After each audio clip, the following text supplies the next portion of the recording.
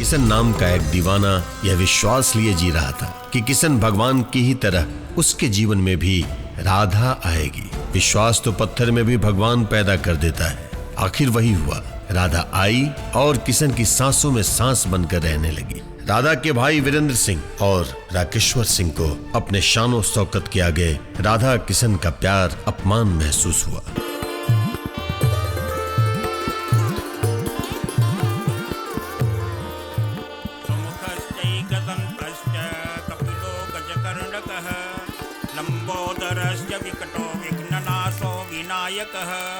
धूम्रकेतुर्गणाध्यक्ष भालचंद्रो गजाननः द्वादशैतान्यनामानि यः पठे शृणुयादपि विद्यारम्भे विवाहे च प्रवेशे निर्गमे तथा संग्रामे संकटेश्चैव विघ्नस्तस्य न जायते।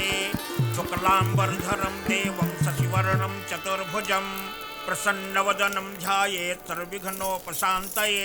रुक जाइए पंडित जी, रुक जाइए पंडित जी। शादी अब ना हो सकेला, मंत्र रोक दी। टेके हुए रे, टेके हुए हमार बेटी का शादी रोके वाला नैना के पति। माधर जात, एक शब्द भी बोले तो बोले का लायक ना रखे, सिर्फ बकरी जैसन मिमियाइबे। राकेश बाबू, नैना के शादी प्रेम से होके जाता, खुद के नैना के पति कहता कैसे? काहे की नैना नैना ना राधा हिया। अरे बकवास बंद कर। किशन है हम, नैना के पुनर्जन्म के प्रेमी और पति।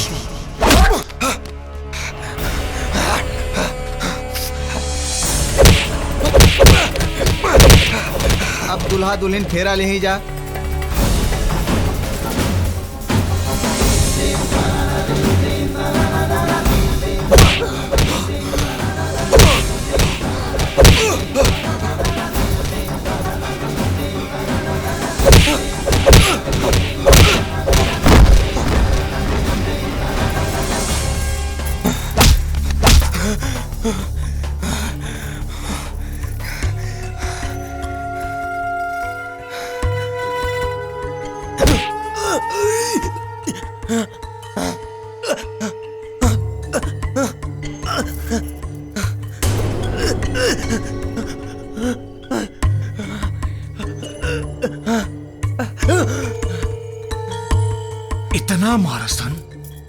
इतना मारसन कि एकरा देही से खून पसीना जैसन ना, दरिया के पानी जैसन निकले।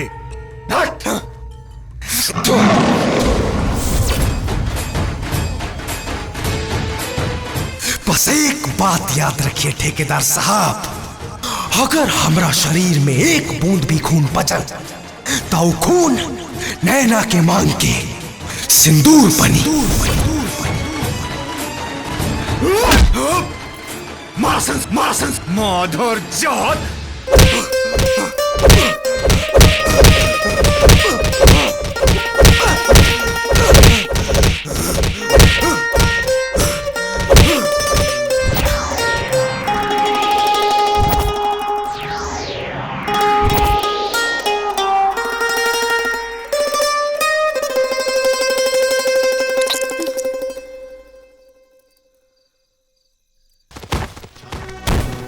एक बूंद खून बचे के ना चाहिए ठेकेदार साहब, ना तो खून तोरे बहन के मांग का सिंदूर बन जाए।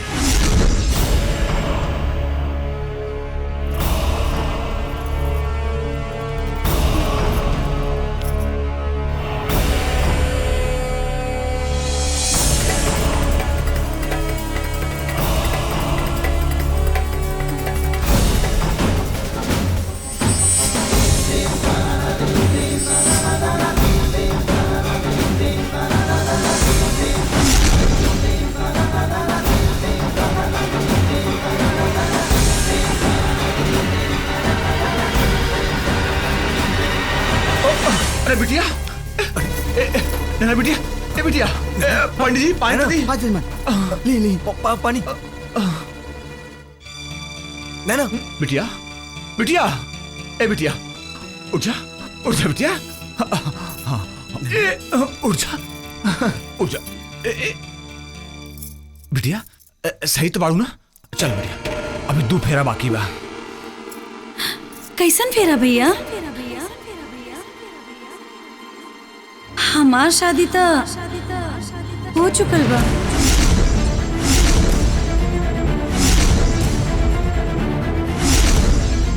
नैना, शादी नहीं के करे के तो मत करा, लेकिन ई मत कहा कि तू केहू और से प्यार करेलू।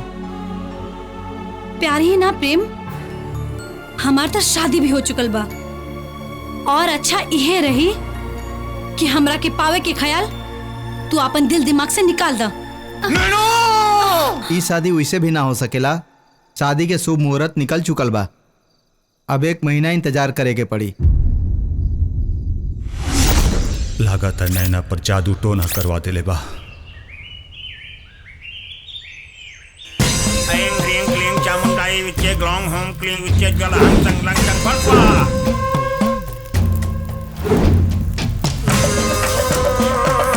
वर्षों पहले की बात, किशन नाम का एक दीवाना यह विश्वास लिए जी रहा था कि किशन भगवान की ही तरह उसके जीवन में भी राधा आएगी। विश्वास तो पत्थर में भी भगवान पैदा कर देता है। आखिर वही हुआ।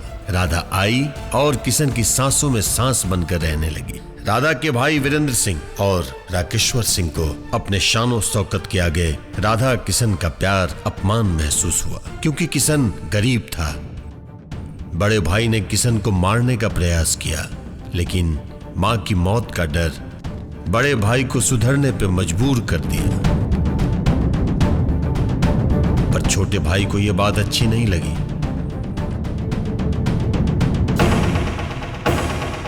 राकेश्वर सिंह को अपनी आन, बान और शान ज्यादा प्यारी थी, ना कि अपना परिवार या राधा किशन का प्यार। वो कुछ और ही सोचने लगा। केहू ना बची। किशनवा का साथे साथे पूरा परिवार के जला के राख कर दे।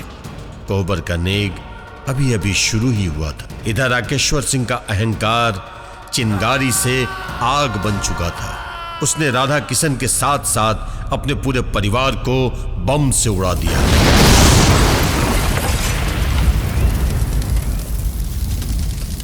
सारे लोग मारे गए। कुदरत की लीला भी अपरंपार है। दीवाने कभी मरते नहीं, अधूरा मिलन पूरा होता है, चाहे समय के थपेड़े सहने क्यों न पड़े।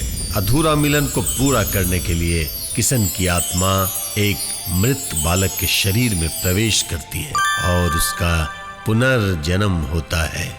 एक बिन ब्याही मां, जिसके साथ राकेश्वर सिंह ने समाज और अपने परिवार से छुपकर वर्षों से मुंह काला किया था, उसके शरीर में राधा की आत्मा प्रवेश करती है और इस तरह नैना का जन्म होता है।